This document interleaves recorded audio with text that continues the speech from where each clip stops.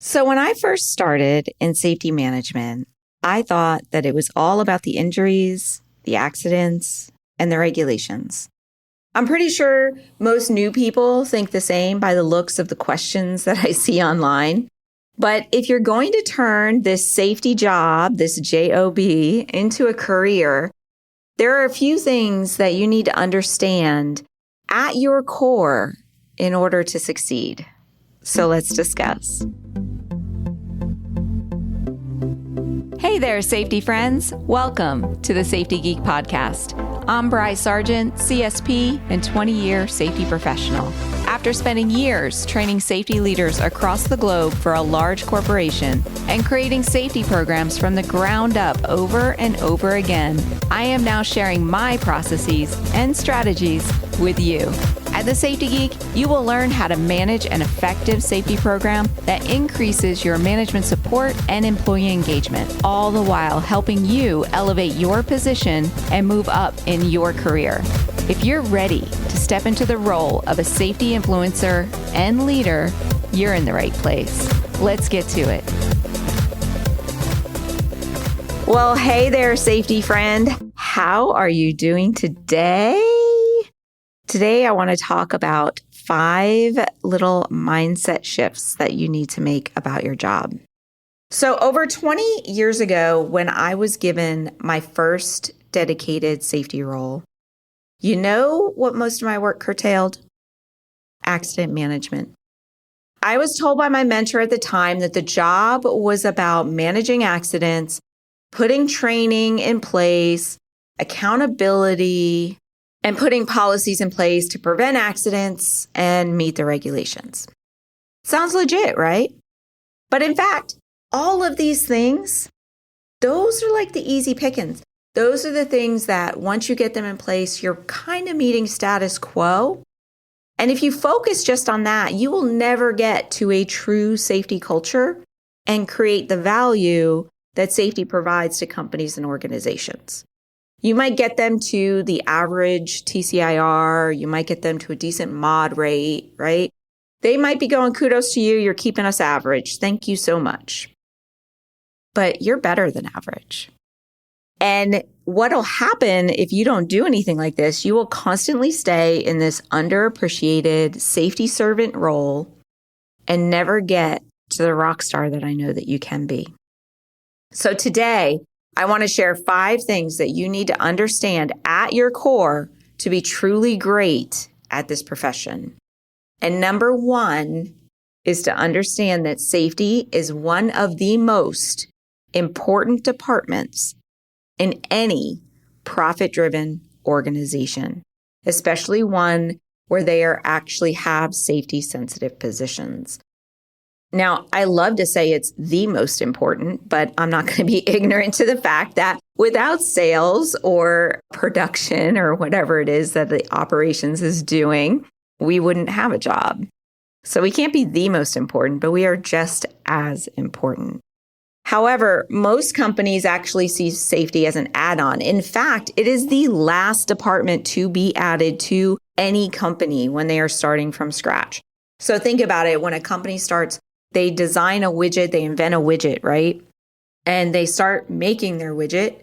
So production is in there. They start selling their widget. So marketing and sales is in there. They start hiring employees. So HR comes along. They start getting returns. So then they add in quality. And then safety becomes an afterthought. Usually once claims get out of control or insurance rates spike or their insurance company tells them that they need to have a safety person. And the sad truth is that this is actually hurting the organization because safety positively affects all the other departments. We are the only one that can say that. No other department positively affects all the other departments. Only safety does that. So when it comes to companies' profitability, their efficiency, their culture, safety needs to be included, and it should be included in the very beginning. And the reason why you need to understand this at your core is you need to know how important you are, how much you matter to that organization, and how much value you are bringing to the table. Because when you truly understand that, it makes it a lot easier for you to do your job. because you can express the value that you provide to that company. That is number one. I get passionate about that one. All righty, number two, you are not just there for injury management. It's all about the work process as a whole. So safety is in a unique position where we have to intimately understand every single job within the facility because we need to mitigate out the hazards that those job tasks may be creating. Every job, even the customer service, even sales, even transportation and distribution and operations. We need to understand every single job in the organization. And what we do is identify the hazards within that job and then mitigate those hazards. And the way that you mitigate those hazards is by creating safe work practices. That means that as safety professionals, we are living and breathing work processes. And we collaborate with all levels and all areas to develop the safest and most efficient processes out there. Once again, adding value to the organization. This is one of the most valuable things that you add to the organization, not just injury management. Because once you actually get the easy stuff done in safety management, what I was talking about in the intro, the training and the policies and procedures and all of that, it's really, once all that is done, trying to get them to go further and trying to actually get them to that world-class level and that zero accident rate and maintaining that zero accident rate. It actually takes a lot more than those things, and it comes down to very solid work practices. You have to think about what value you're providing to the company, because once all the accidents are down relatively low, like I work for a company that was spending over $3 million a year in claims, and I got them down to $200,000, which they were very happy with. They didn't want me to do anymore. But in my mind, I wanted to get to zero, right? So you can show other value, and showing like a $50,000 decrease at that point maybe isn't enough value for an organization that was spending $3 million. So think about that. So how can you provide more value to the company? And that comes down to efficient work processes and culture. So that is where we are there for, not just injury management. Number three, and I've said this multiple times, and that is you are not the coach of the employees. You are the coach of the coaches.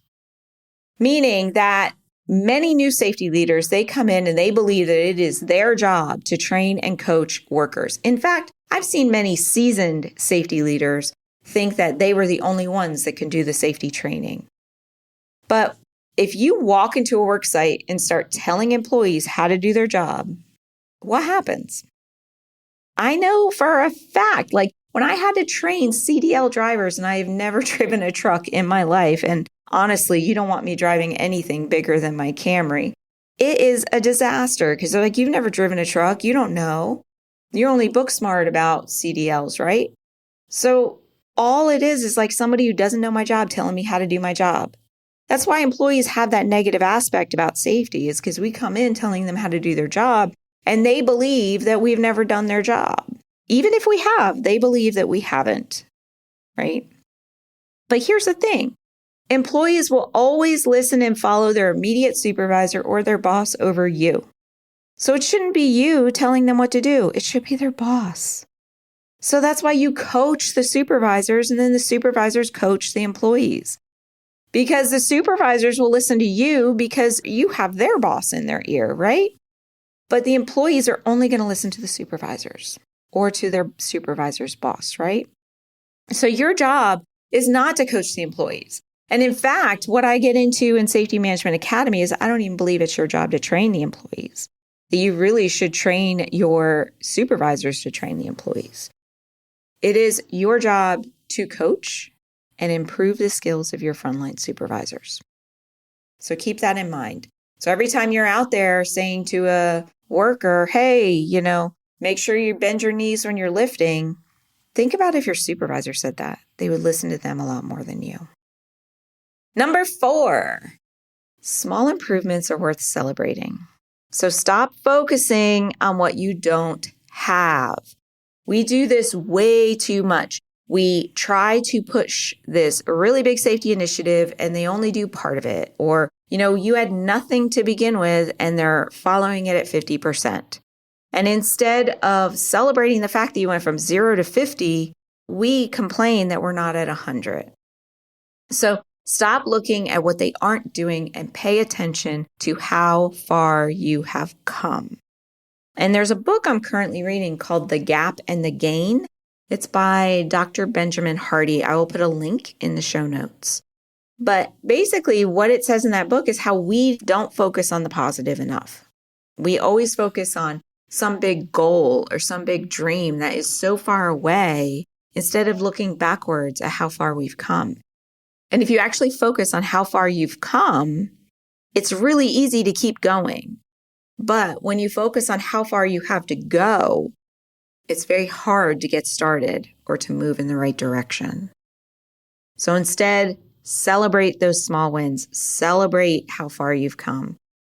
Safety is a series of baby steps, and celebrate those little baby steps. It gives your brain a little dopamine hit and makes you want to keep going. And this isn't just you, it's your entire team, right? So if your entire team gets a little celebration and a little dopamine hit, it makes it easier for them to keep going too. It builds momentum. And number 5 is the one that is my mission and that I'm trying to help everybody achieve. And that is understanding that you need to be sitting at the table to do your job better. It is the mission of the Safety Geek to help 10,000 safety leaders elevate their position and earn their seat in the C-suite. Of the hundreds of safety managers I have trained, I can count on my 2 hands how many were included in the executive management meetings all the way through. Some were invited to present, so they were a little bit further than others. They were like, hey, come to the meeting and we'll put you on the agenda first and you'll be able to present your issues and talk to the executive managers. Great. But then they would get kicked out afterwards. And I would always ask, why are you being told to leave? And they're like, well, they're talking about proprietary stuff. They're talking about, labor and accounting and sales. But I'm sorry. Safety is the most important department in the organization, or one of the most important departments. You have to be included in those conversations. So what happens is most of them are not included. So then they end up creating their own committee to talk to the executives, which is another thing I teach in Safety Management Academy, which is a great step 1 in getting your foot in the door, is to have an EAC. And they do work. And even if you're invited to the executive management meeting, I still think you need an EAC just because that conversation takes a lot longer. And most executive meetings are not going to last all day. But they never even think that they should be sitting at that table. They agree that they don't need to sit through, accounting issues and sales issues and HR issues.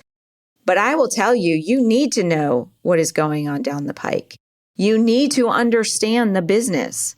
You need to understand how they're measuring success. You need to start developing the same language that they use so that way you can use it in your business case for your safety initiatives.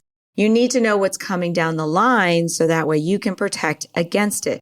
There is nothing worse than having new machinery show up that you didn't even know was coming, and it created a whole issue. In my case, what it created was exit route issues, PPE issues, machine guarding and lockout tagout issues. And in their mind, they were like, well, we're not using the machine for a month, so it gives you time to prepare. And I was like, but I should have been part of this decision, and these things could have been part of the purchase. But now we have to retrofit the equipment, or we have to move things around, right? So it's important for you to know what's coming down the line, even if it comes to products. Now, I will tell you, I think I've told this story before, but I actually had an issue where they changed the product. They didn't change the process.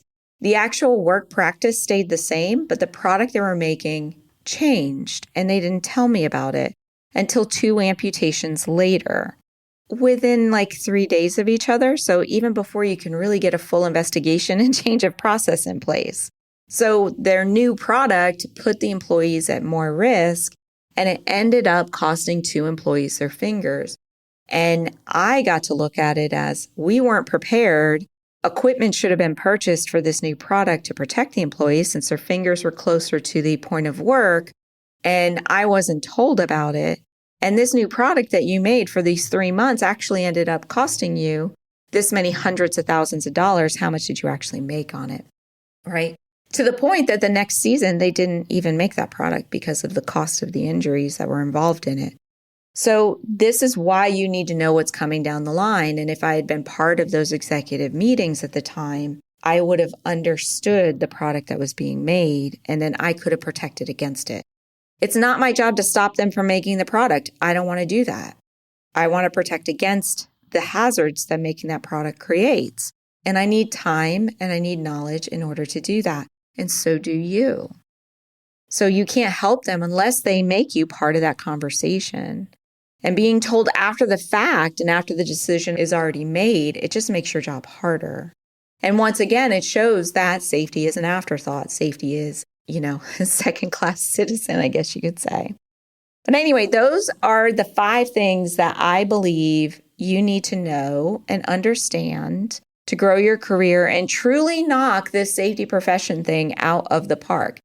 Let me recap. So that is, you need to understand that safety is one of the most important departments. And number 2, you're not just there for injury management. It is about the work practices as a whole. And you're the coach of the coaches, not the coach of the employees. Small improvements are worth celebrating. Start looking at how far you've come instead of how far you need to go. And make sure that you are getting a seat at the table. Now, none of these come easy, especially since some of them are not your choice. Your team may expect you to train the employees and coach the employees. So then it's your job to change their mindset on that and to influence them into the right way that safety management needs to be done. And that's where learning these skills to influence management support and employee engagement come into play. And that's what I teach you inside a Safety Management Academy. So I hope to see you as a safety scholar one day, my friend. Alrighty, that's what I have for you today. I will talk to you again very shortly, and I hope that you have an amazing and safe rest of your day. Bye for now.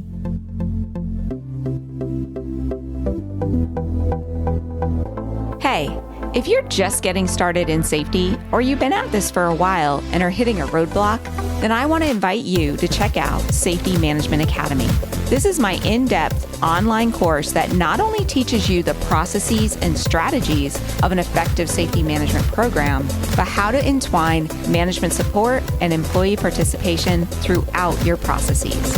Are you ready to finally understand exactly what you should be doing and ditch that safety police hat forever? Then you have got to join me and your fellow safety scholars over at Safety Management Academy. Just go to thesafetygeek.com/SMA to learn more and to get started. That's thesafetygeek.com/SMA. And I will see you in our next students only live session. Bye for now.